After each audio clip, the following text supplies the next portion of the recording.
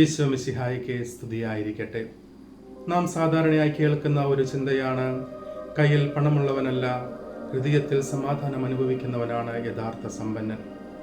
നാം നമ്മുടെ ജീവിതത്തിൽ ഏറ്റവും കൂടുതൽ ആഗ്രഹിക്കുന്നതും എന്നാൽ നമ്മിൽ നിന്നും അന്യമായി പോകുന്ന ഒന്നുമാണ് സമാധാനം എന്നുള്ളത്.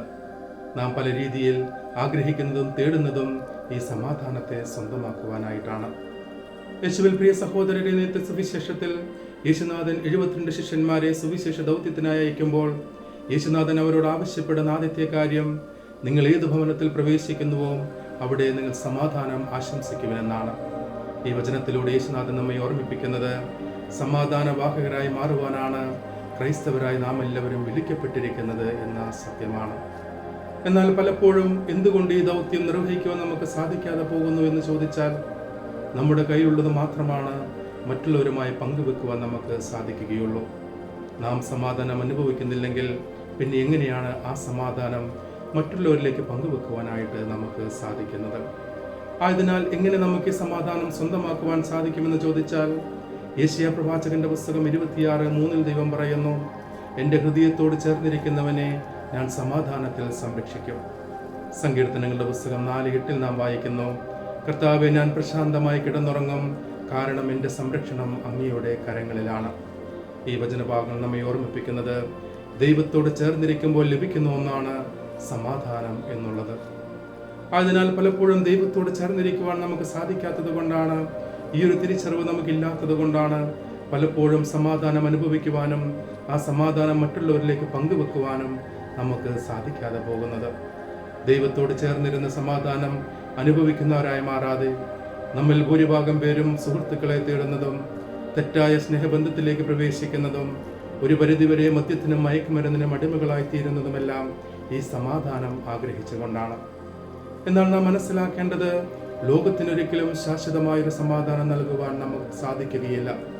യോഹന്നാന്റെ സുവിശേഷം 14:27 യേശുനാഥൻ പറയുന്നു, എൻ്റെ സമാധാനം ഞാൻ നിങ്ങൾക്ക് തന്നിട്ട് പോകുന്നു, എൻ്റെ സമാധാനം ഞാൻ നിങ്ങൾക്ക് തരുന്നു, ലോകം നൽകുന്നത് പോലെയല്ല എൻ്റെ സമാധാനം.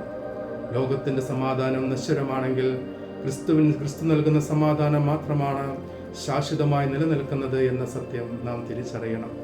പലപ്പോഴും നമുക്ക് തിരിച്ചറിയുവാൻ സാധിക്കാതെ പോകുന്നതും ഈ ഒരു സത്യം തന്നെയാണ്.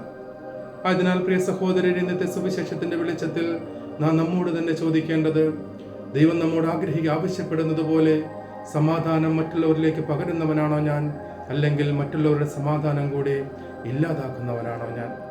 പലപ്പോഴും മറ്റുള്ളവരുടെ സമാധാനം കൂടി ഇല്ലാതാക്കുന്നവരായി നാം മാറുന്നത് എന്തുകൊണ്ട് എന്ന് ചോദിച്ചാൽ, ക്രിസ്തുവിനോട് ചേർന്നിരുന്നു കൊണ്ട് ആ സമാധാനം അനുഭവിക്കുവാനോ ആ സമാധാനം പങ്കുവെക്കുവാനോ നമുക്ക് സാധിക്കാതെ പോകുന്നത് കൊണ്ടാണ്. 2 തെസ്സലോനിയൻസ് 3:16 പൗലോസ് ആശംസിക്കുന്നത്, സമാധാനത്തിന്റെ കർത്താവ് എല്ലാവിധത്തിലും എല്ലായ്പ്പോഴും നിങ്ങൾക്ക് സമാധാനം നൽകട്ടെ എന്നാണ്. ഈ ഒരു ബോധ്യത്തോടുകൂടി ആ സമാധാനത്തിന്റെ ആ ദൗത്യം സ്വീകരിച്ചുകൊണ്ട് മറ്റുള്ളവർക്ക് സമാധാനമായി മാറുവാനാണ് നാം എല്ലാവരും വിളിക്കപ്പെട്ടിരിക്കുന്ന ബോധ്യത്തോടുകൂടി സമാധാനം അനുഭവിക്കുവാനും സമാധാനം പകരുവാനും നമുക്ക് പരിശ്രമിക്കാം. അതിനായി ക്രിസ്തുവിനോട് ചേർന്നിരുന്നു കൊണ്ട് സമാധാനം സ്വീകരിച്ച് സമാധാനവാഹകരായി മാറുവാൻ നമുക്ക് ആത്മാർത്ഥമായി പരിശ്രമിക്കുകയും ചെയ്യാം.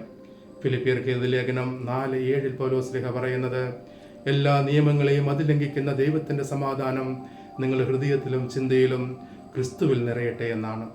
ഈ ഒരു ബോധ്യം നമുക്കുമുണ്ടായിരിക്കട്ടെ. ക്രിസ്തുവിന്റെ സമാധാനം പങ്കുവെക്കുന്നവരായി മാറുവാൻ നമുക്ക് പരിശ്രമിക്കാം. ദൈവം നമ്മെ എല്ലാവരെയും സമൃദ്ധമായി അനുഗ്രഹിക്കട്ടെ. നാം എല്ലാ ദിവസവും ചെയ്യുന്നത് പോലെ ഒരധ്യായം സുവിശേഷം വായിച്ചുകൊണ്ട് വചന ശുശ്രൂഷയിൽ പങ്കെടുക്കുക. രണ്ടാമതായി, ജീവിത വിശുദ്ധിയിൽ ഒരു കോംപ്രമൈസും ഇല്ലാതെ വിശുദ്ധിയിൽ ജീവിക്കുവാനായിട്ട് പരിശ്രമിക്കുക. മൂന്നാമതായി, വചന ശുശ്രൂഷ മറ്റുള്ളവരിലേക്കും പങ്കുവെക്കുവാൻ ആത്മാർത്ഥമായി ഞാൻ നിങ്ങളോട് ആവശ്യപ്പെടുന്നു. ഈ ചാനൽ സബ്സ്ക്രൈബ് ചെയ്യുവാനും ഷെയർ ചെയ്യുവാനും നിങ്ങൾ മാക്സിമം പരിശ്രമിക്കണമെന്ന് ഞാൻ നിങ്ങളോട് അപേക്ഷിക്കുകയും ചെയ്യുന്നു. ഇന്നത്തെ സുവിശേഷത്തിന്റെ വെളിച്ചത്തിൽ ജീവിക്കുവാൻ പരിശുദ്ധ അമ്മയോട് ചേർന്നുകൊണ്ട് ഒരു രഹസ്യം ജപമാലയിൽ നമുക്ക് പ്രാർത്ഥിക്കാം. നമ്മുടെ എല്ലാ ആവശ്യങ്ങളും ആഗ്രഹങ്ങളും കർത്താവിന് സമർപ്പിച്ചുകൊണ്ട് കർത്താവിൻ്റെ ആശീർവാദത്തിനായി നമുക്ക് നമ്മെ തന്നെ ഒരുക്കാം. കർത്താവ് അനുഗ്രഹിക്കുകയും പരിപാലിക്കുകയും ചെയ്യട്ടെ. കർത്താവ് കരുണയായിരിക്കും പ്രസാദിക്കുകയും ചെയ്യട്ടെ. കർത്താവ് കരുണാപൂർവ്വം കടാക്ഷിച്ച് നിങ്ങൾക്ക് സമാധാനം നൽകട്ടെ, ഇപ്പോഴും എപ്പോഴും എന്നേക്കും. ആമേൻ. ദൈവം നമ്മെ എല്ലാവരെയും സമൃദ്ധമായി അനുഗ്രഹിക്കട്ടെ.